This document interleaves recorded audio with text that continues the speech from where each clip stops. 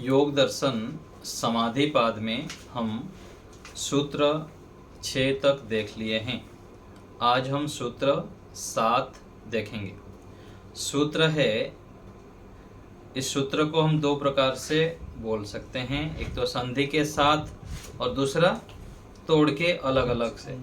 संधि के साथ पढ़ेंगे तो प्रत्यक्षानु माना गमाहा प्रमाणानि।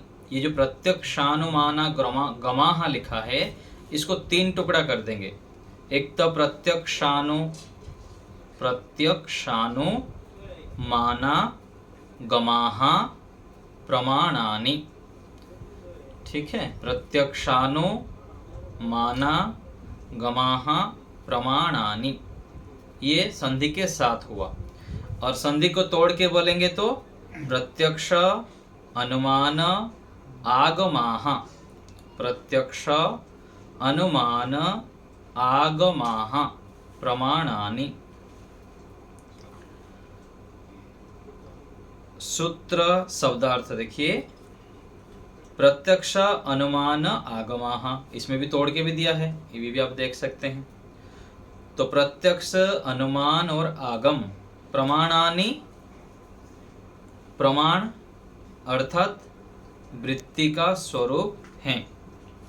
सूत्रार्थ है, प्रत्यक्ष अनुमान और आगम यह प्रमाण वृत्ति का स्वरूप है। ये जो 5 प्रकार का वृत्ति कहा गया, प्रमाण, विपर्यय, विकल्प, निद्रा, स्मृति, इस 5 वृत्तियों में से पहला जो प्रमाण वृत्ति है, इसको कह रहे हैं। तो प्रमाण वृत्ति में भी 3 विभाग कर दिए, 3 प्रमाण के विषय में यहाँ दिया है। तो प्रत्यक्ष प्रमाण, अनुमान प्रमाण और आगम, आगम अर्थात शब्द प्रमाण, यह प्रमाण वृत्ति है। आगे देखिए दूसरे पृष्ठ में योगार्थ प्रकाश हिंदी में जो दिया है, इस सूत्र में प्रमाण वृत्ति का लक्षण बतलाया है।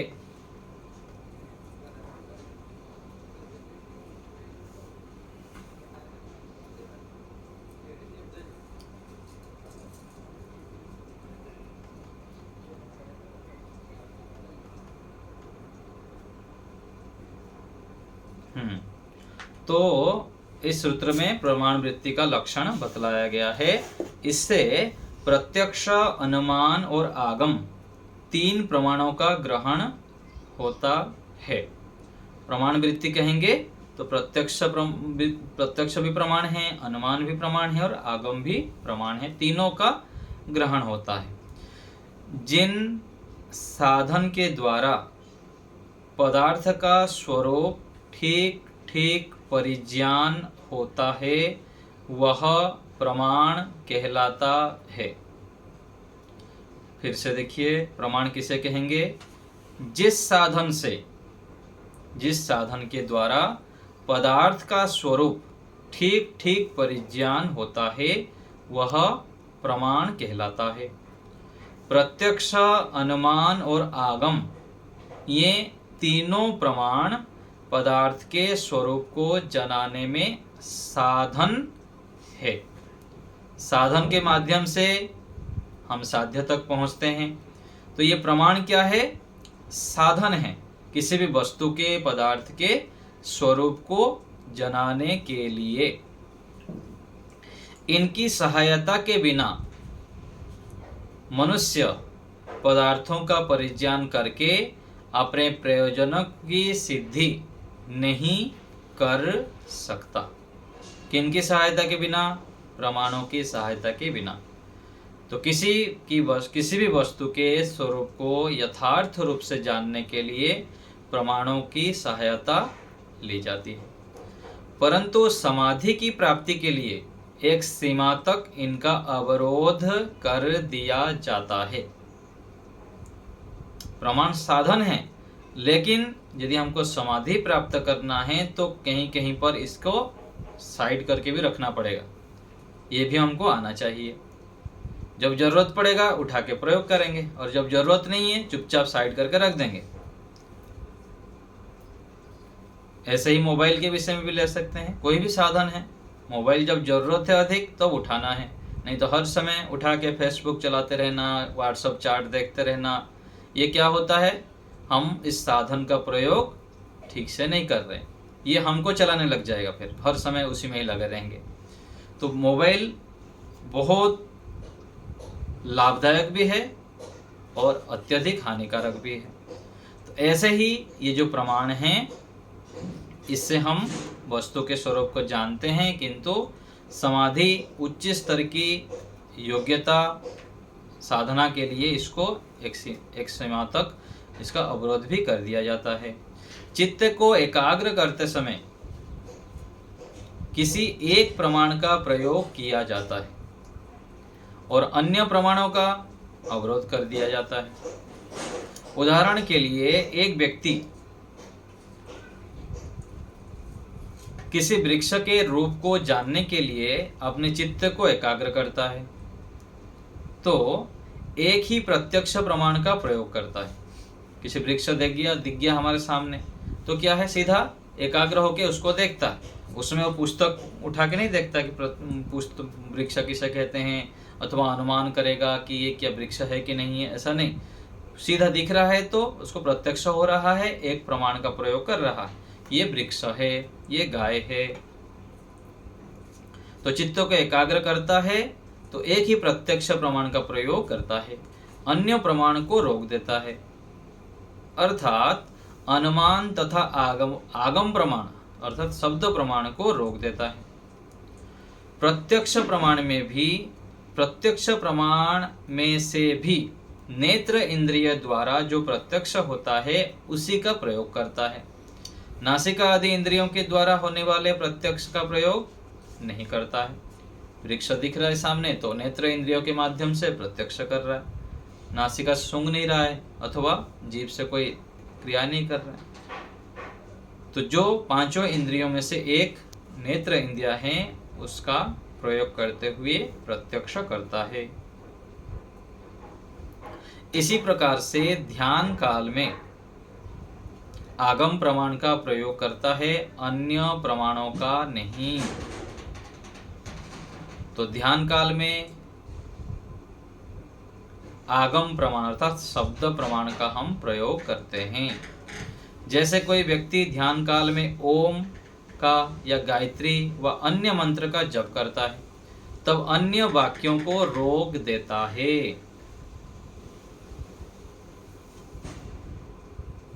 ठीक है, तो जब ये जो हम ध्यान करते हैं ना, उस समय भी क्या करना होता है, धीरे धीरे अपने एकाग्रता को बढ़ाने के लिए ऐसे किया जाता है। मान लीजिए हम मन में क्या सोचे कि अभी ईश्वर का ध्यान करेंगे।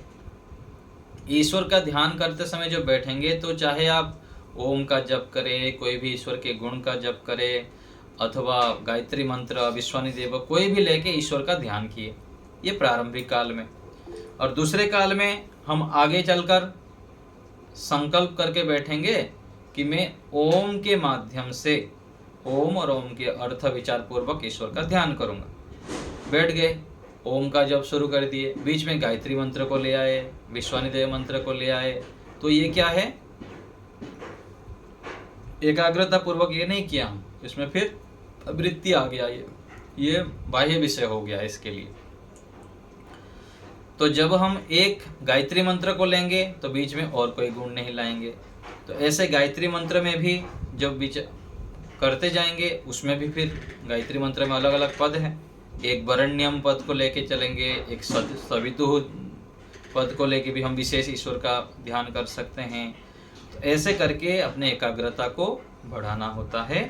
तो यहाँ पर यही कह रहे हैं कि ओम या गायत्री मंत्र का जब हम जप करते हैं तब अन्य वाक्यों को फिर रोक देते हैं। ये क्या है, अच्छी स्थिति है। तो ध्यान काल में ओम आदि का जप निषिद्ध नहीं है, क्योंकि साधक अधिकार पूर्वक ओम आदि का जप वाक्य को लेकर चित्त की एकाग्रता का संपादन करता है, और उसकी एकाग्रता के लिए तज्जपस तदर्थ भावनम योग सूत्र के द्वारा जप का विधान किया हुआ है। तो इस पर महर्षि व्यास जी ने लिखे हैं कि तद अस्य योगिनः प्रणवम जपतः, प्रणव जप के द्वारा, जप से, प्रणवार्थम, प्रणव के अर्थात ओम के अर्थ भावना पूर्वक, अर्थम भावयतः, अर्थ भावना के द्वारा, अर्थ भावना से, चित्तम एकाग्रम संपद्यते, चित्त की एकाग्रता का संपादन करें।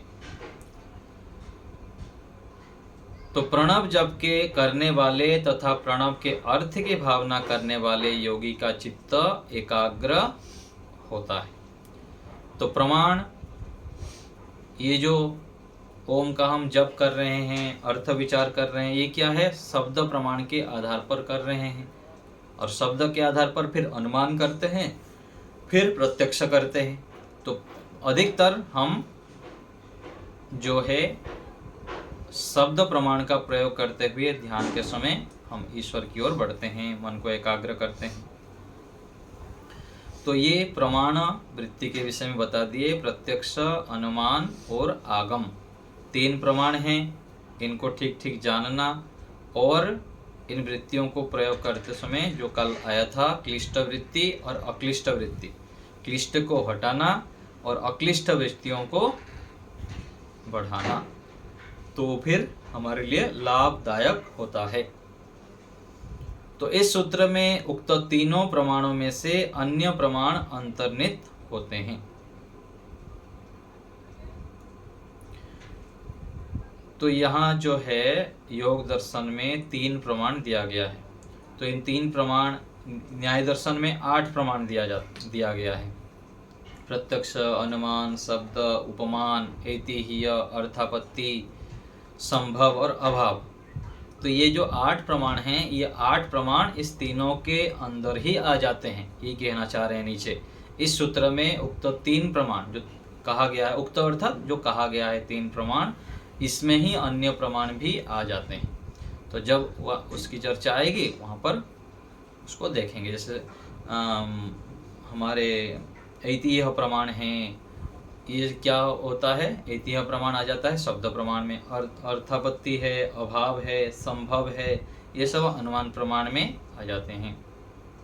तो ऐसे करके यहाँ पर योग दर्शन में 3 प्रमाण दिया गया है।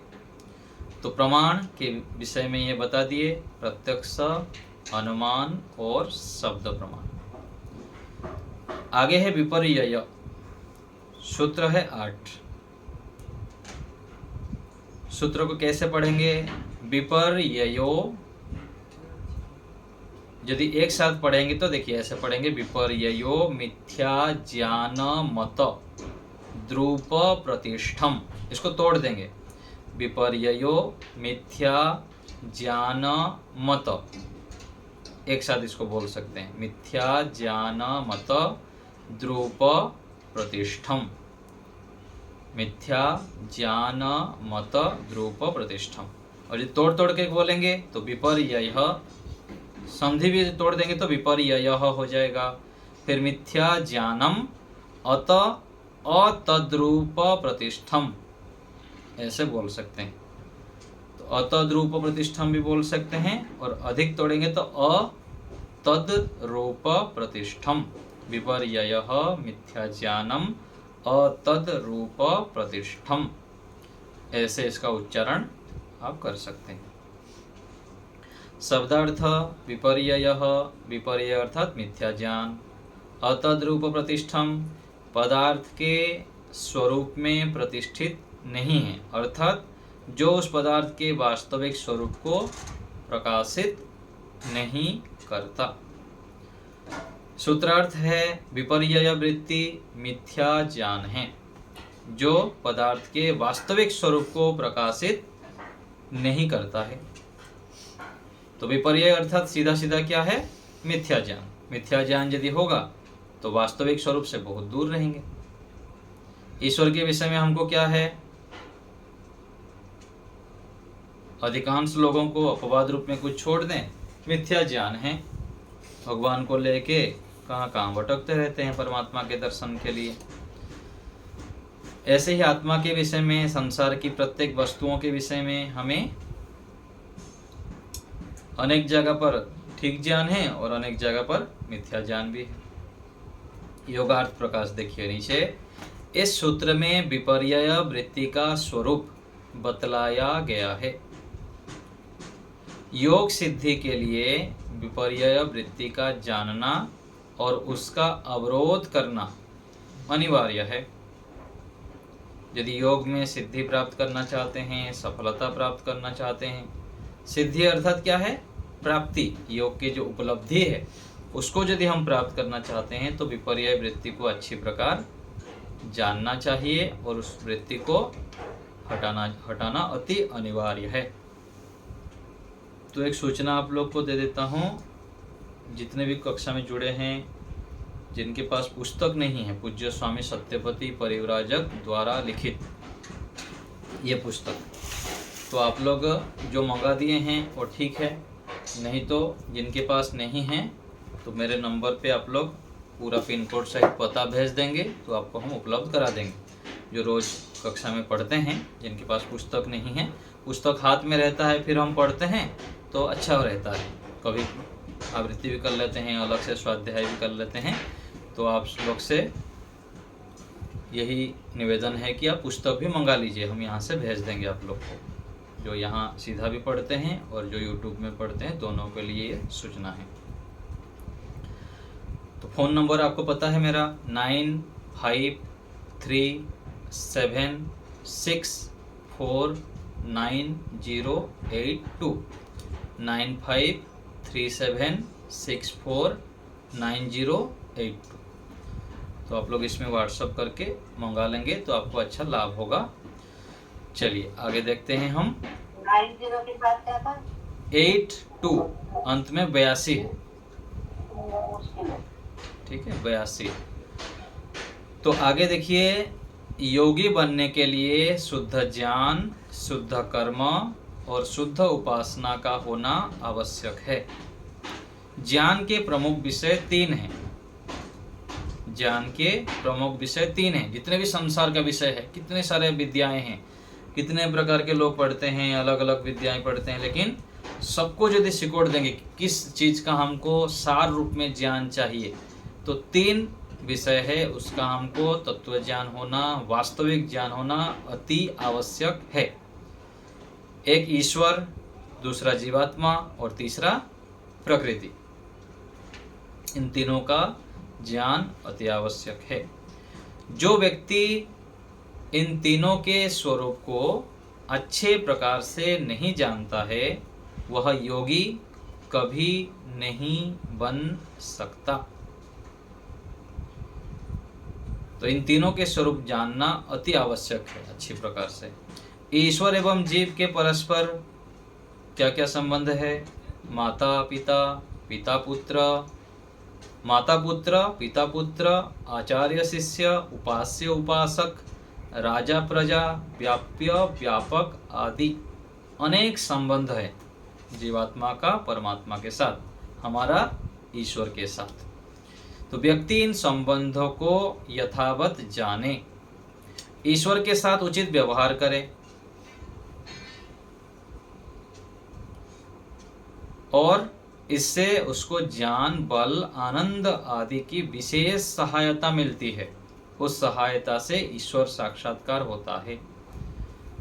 तो हम ईश्वर के साथ उचित व्यवहार नहीं करते, ईश्वर को भूले ही रहते हैं। रोगी हो जाते हैं, कोई कष्ट बाधा आता है तो यहाँ जो सांसारिक मनुष्य है, जो अल्पज्ञ हैं, उनके पास दौड़ते रहते हैं। दौड़ना भी चाहिए, लेकिन साथ साथ जाना भी चाहिए, समस्या का समाधान भी करना चाहिए। लेकिन जो परम हितैषी हमारे परमात्मा है, उनके पास भी तो बैठें, उनसे भी ज्ञान की प्रार्थना करें, उनसे भी सहायता लें, ये भी अति आवश्यक है। तो जीवन में कोई भी समस्या, कठिनाई, बाधा आए तो सबसे पहले परमेश्वर के पास बैठें, उनसे प्रार्थना करें, तो ईश्वर अच्छी प्रेरणा देंगे। ओम के माध्यम से, गायत्री मंत्र के माध्यम से, तो ईश्वर के साथ हम उचित व्यवहार करें, इससे हमको विशेष लाभ होगा, विशेष सहायता मिलती है और आगे चलकर धीरे धीरे ईश्वर का साक्षात्कार करेंगे। जैसे हम यहाँ पर वृक्ष का साक्षात्कार करते हैं, सांसारिक पदार्थों को देखते हैं, ऐसे ही ईश्वर को देख पाएंगे। कैसे देखेंगे? आंतरिक प्रत्यक्ष के माध्यम से। मन, इंद्रियां, बुद्धि जो अंदर से गुणों के माध्यम से गुणी का प्रत्यक्ष होता है, इसमें कोई संदेह नहीं। लेकिन उसके लिए तपस्या करनी पड़ेगी, बहुत काल तक पुरुषार्थ करके अपने जीवन को शुद्ध करना पड़ेगा और स्थिर करना पड़ता है। योग का मुख्य प्रयोजन ईश्वर साक्षात्कार है। उसी से मानव समस्त दुखों से मुक्त होता है और नित्य आनंद की प्राप्ति करता है। तो समस्त दुखों से छूटना और नित्य आनंद की प्राप्ति करना, ये कब होगा? जब हम ईश्वर का साक्षात्कार करेंगे। विपर्यय के कारण, विपर्यय अर्थात मिथ्या ज्ञान के कारण वह ईश्वर, जीव एवं प्रकृति के स्वरूप को यथावत नहीं जानता अथवा मिथ्या जानता है, जानता ही नहीं है अथवा उल्टे रूप में जाना है। भगवान को खिलाते रहते हैं, कपड़ा पहनाते हैं, स्नान भी कराते हैं, ये जैसे ही पता है वैसे कर रहे हैं। जो भगवान सब कुछ दिए हुए हैं, फूल जिसने दिया और फूल तोड़ के फिर भगवान को चढ़ाते हैं, प्रसादी जो भगवान सब कुछ दिए हैं उनको फिर चढ़ा देते हैं। खाते हैं कि नहीं खाते हैं पूछे तो फिर पता नहीं क्या उत्तर आएगा उनका। खाते हैं बोलेंगे, नहीं खाते हैं। तो ये सब क्या है? या तो ईश्वर के स्वरूप को ठीक से नहीं जानते हैं अथवा मिथ्या जानते हैं। दोनों ही हानिकारक है। नहीं जानना भी हानिकारक, यदि नहीं जानेंगे तो उनसे उपकार कैसे लेंगे, और मिथ्या ज्ञान होंगे तो फिर पीछे चलेंगे, कोई लाभ ही होगा नहीं। मान लीजिए हमको रास्ता इधर जाना है, हमको पता नहीं लगा इधर रास्ता है, मिथ्या ज्ञान के कारण इधर यदि चले गए तो फिर इधर जितने दूर जाएंगे फिर यहाँ तक आएंगे, फिर इधर चलना है हमको, तो फिर डबल मेहनत करना पड़ेगा। तो इसलिए अच्छे से जानना और मिथ्या ज्ञान को भी हटाना। शरीर, इंद्रियां, मन, भूमि, धन, पुत्र, पौत्र को अपना स्वरूप मान लेता है। कब? मिथ्या ज्ञान के कारण। ऐसी स्थिति में वह शरीर, इंद्रियां और मन को बस में नहीं कर सकता। मिथ्या ज्ञान की स्थिति में बस में कैसे करेगा? उसके अधीन हो जाता है, गुलाम बन जाता है। यदि उसको ईश्वर, जीव एवं प्रकृति, विकृति अर्थात शरीर, इंद्रियां, मन आदि के विषय में वास्तविक ज्ञान होता है कि प्रकृति और प्रकृति से बने शरीर आदि सब पदार्थ जड़ है और मैं चेतन हूँ, इनका संचालक हूँ, तो वह इनको अपने बस में करके योग मार्ग पर चलता है और इनके अधीन में नहीं होता। नहीं तो फिर मन इंद्रियों के गुलाम बनते बनते हम अपने बहुत हानि कर लेते हैं। विपर्यय का दूसरा नाम है अविद्या। अविद्या के 4 क्षेत्र समझने चाहिए। इसकी विस्तृत चर्चा आगे आएगा, फिर भी यहाँ बता दिए। अनित्य को नित्य मानना, नित्य पदार्थों को अनित्य मानना, अशुद्ध को शुद्ध मानना, शुद्ध को अशुद्ध मानना, दुख को सुख मानना, सुख को दुख मानना, अनात्मा को आत्मा और आत्मा को अनात्मा समझना, यह अविद्या है। तो अपना हम तो मूल्यांकन करें, हम कहाँ हैं इसमें। तो वास्तविक रूप में मूल्यांकन करेंगे तो हम बहुत ही नीचे हैं। 100 सीढ़ी चढ़ना है तो हम 5, 10, 15, 20 में ही होंगे, कोई कोई थोड़ा ऊपर। तो कोई विशेष कोई जन्म जन्मांतर के पुरुषार्थ हो अथवा इस जीवन में अत्यधिक पुरुषार्थ किया है तो काफी ऊंचाई पर भी हो सकते हैं, होंगे भी। तो अपना मूल्यांकन ऋषियों को सामने रखते हुए, ईश्वर को सामने रखते हुए करना चाहिए, फिर आगे बढ़ते रहना चाहिए कि हम किस स्तर पर हैं। तो ये अविद्या का स्वरूप है।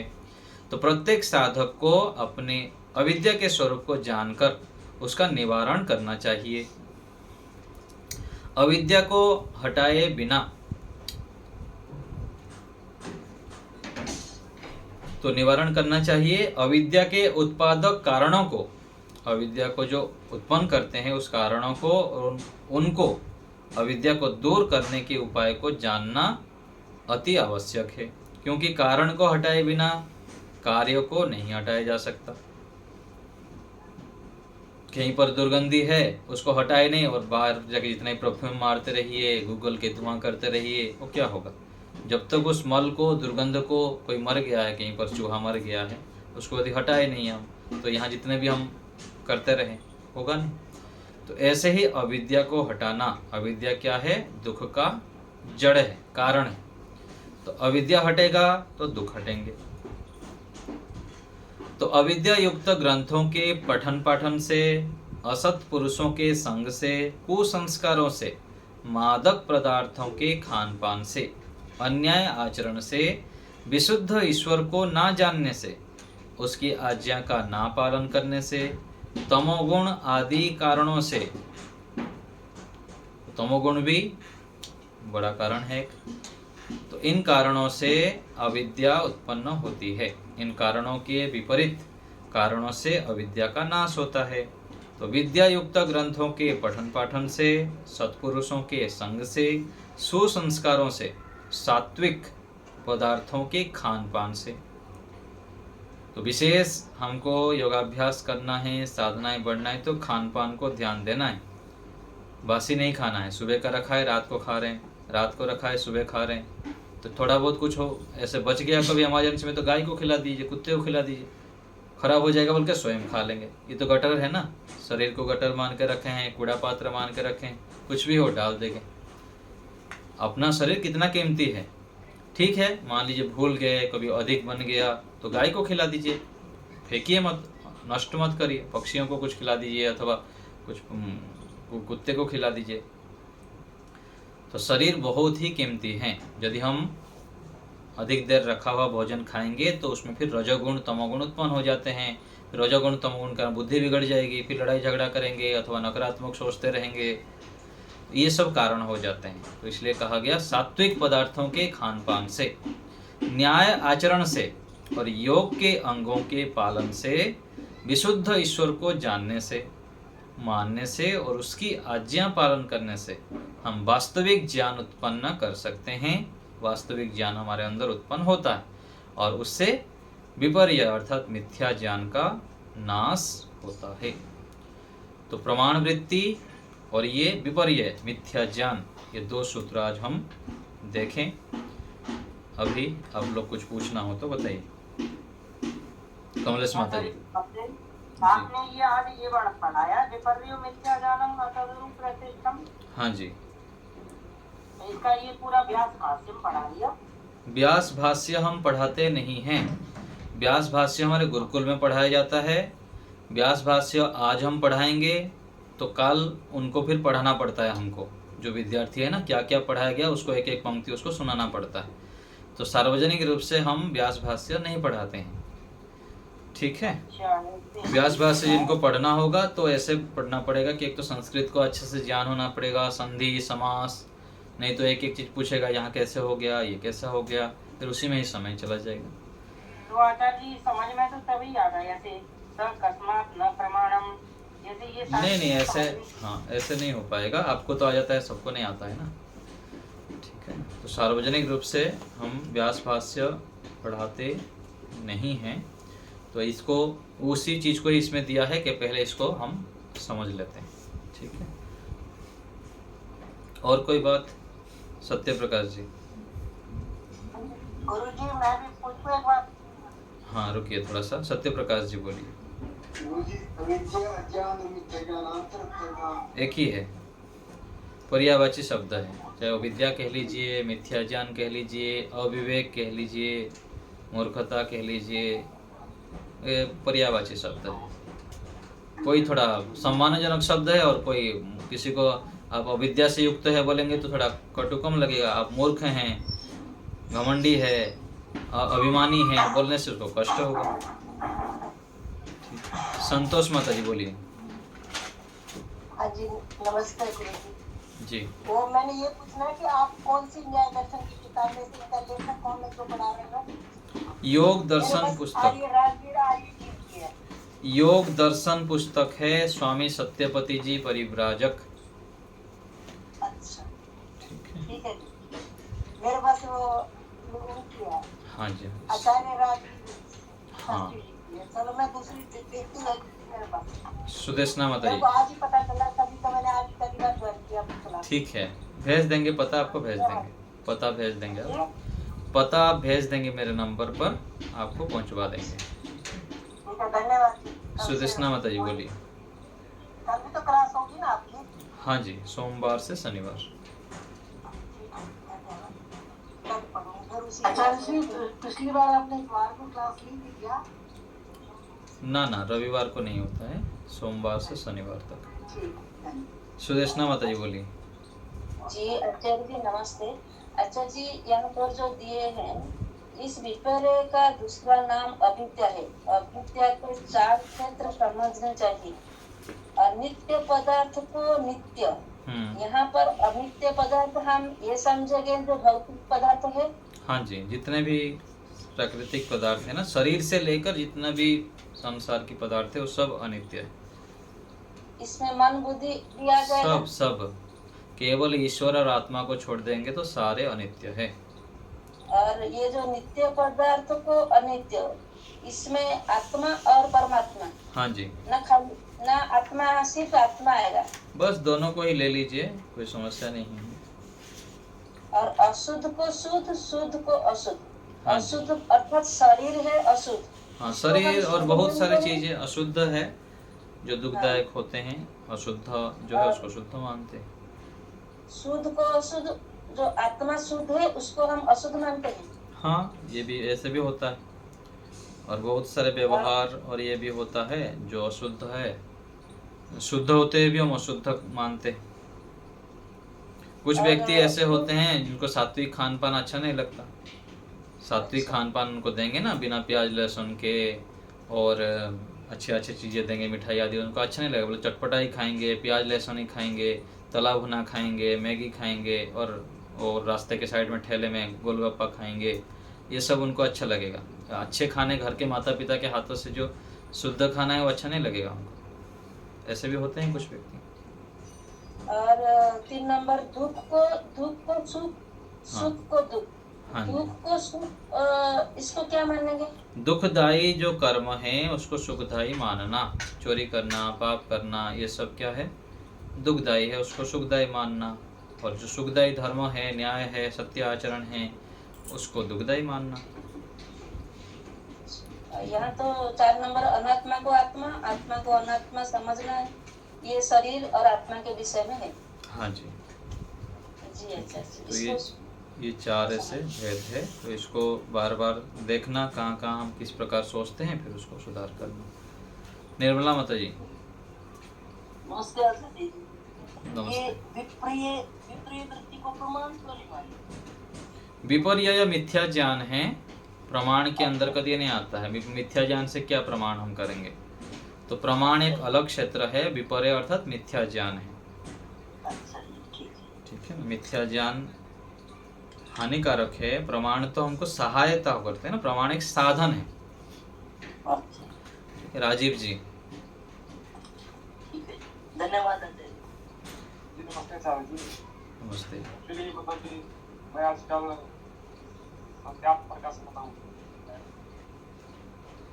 बुक पढ़ रहा हूँ।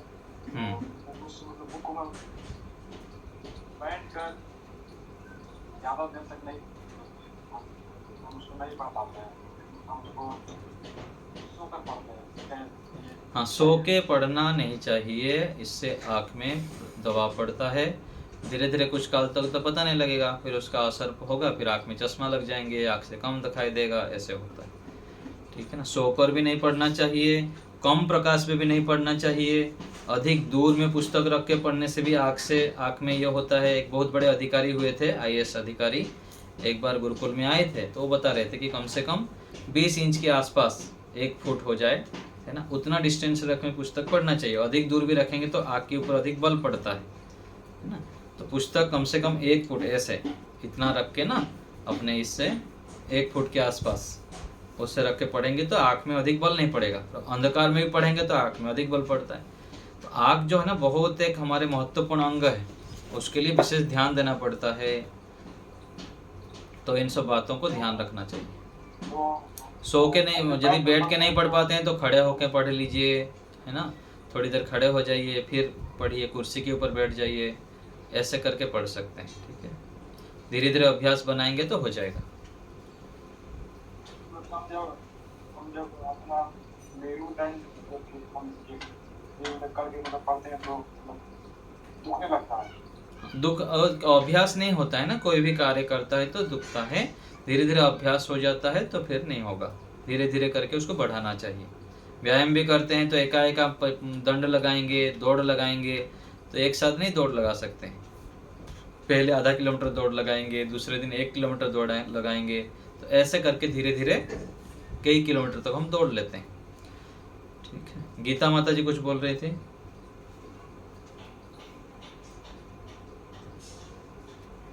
जी आचार्य जी, मैं ये बोल रही थी, वैसे अगर मैं डॉक्टर पढ़ती हूँ ना तो मुझे समझ नहीं आता ढंग से। हाँ जब आप यूट्यूब सुन लूंगी ना उसके बाद पढ़ूंगी तो बहुत अच्छे से समझ आ रहा है। हाँ, ऐसे ही होता है। तो जैसे सत्यार्थ प्रकाश है, पहले मेरे पास जब घर में सत्यार्थ प्रकाश था, मैं उठाता था, खोल दिया, फिर बंद करके रख देता था, फिर उठाया, फिर खोल दिया, कुछ भी समझ में नहीं आता था। गुरुकुल में आने के बाद भी कि इस 1-2 साल कि उसके अधिक भी हो सकता है, मुझको सत्यार्थ प्रकाश के कुछ भी आदि अंत समझ में ही नहीं आता था। फिर बाद में गुरुजनों से पढ़े, फिर बार बार पढ़े, फिर पढ़ाए, फिर उसका विषय अच्छे से स्पष्ट हुआ। तो ऐसे ही योग दर्शन भी है। तो ऐसे पढ़ते हैं, किसी से पढ़ लेते हैं 1-2 बार 3 बार, फिर दूसरे को पढ़ाएंगे, जितना पढ़ाएंगे और भी स्पष्ट होता है। तो सभी ग्रंथ ऐसे ही होते हैं, चाहे छोटे हो बड़े हो, ये ठीक है।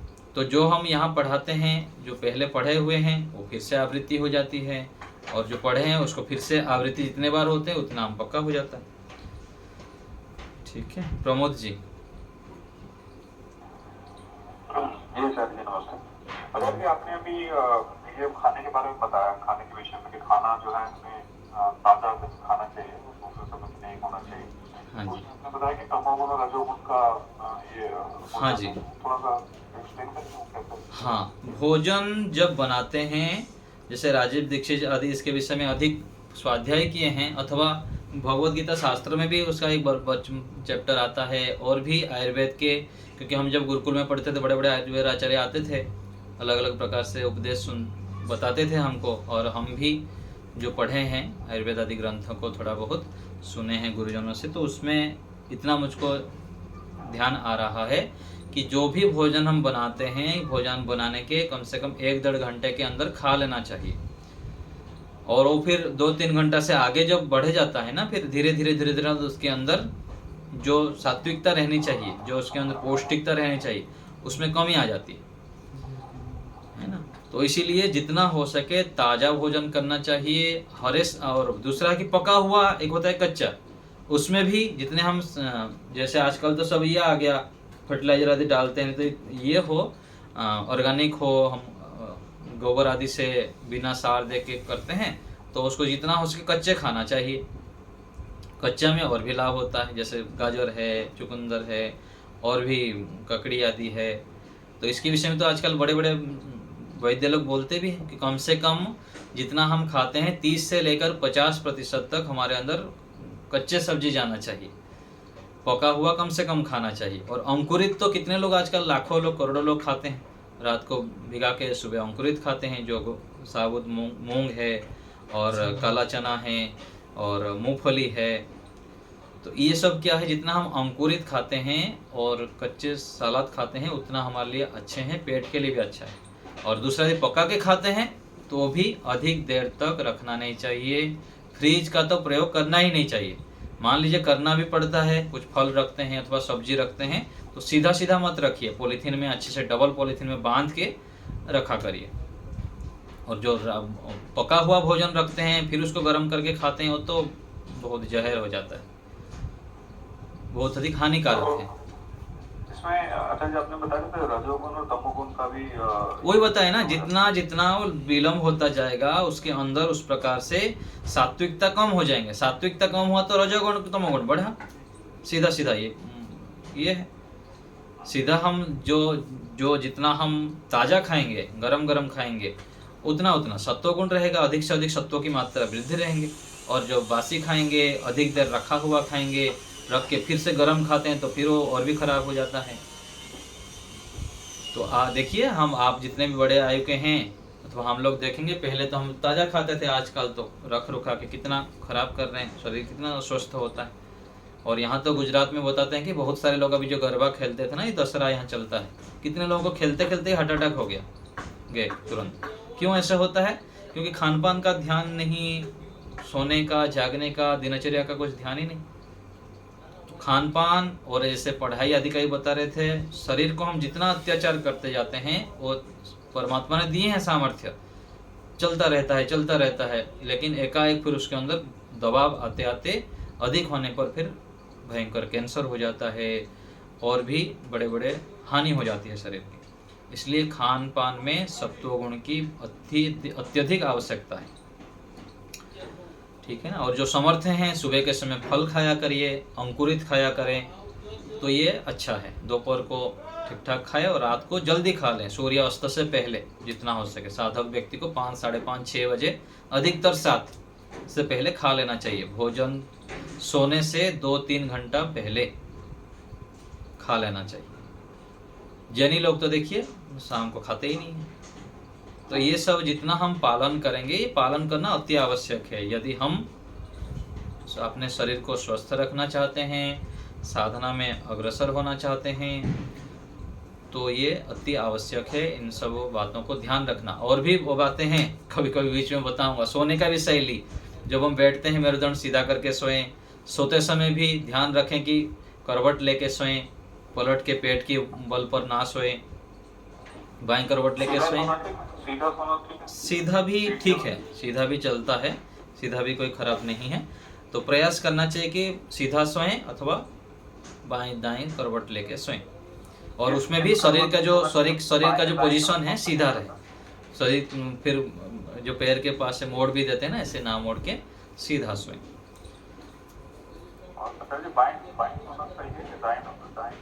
जो पित्त प्रकृति के होते हैं उनको दाएं करवट लेके सोना चाहिए।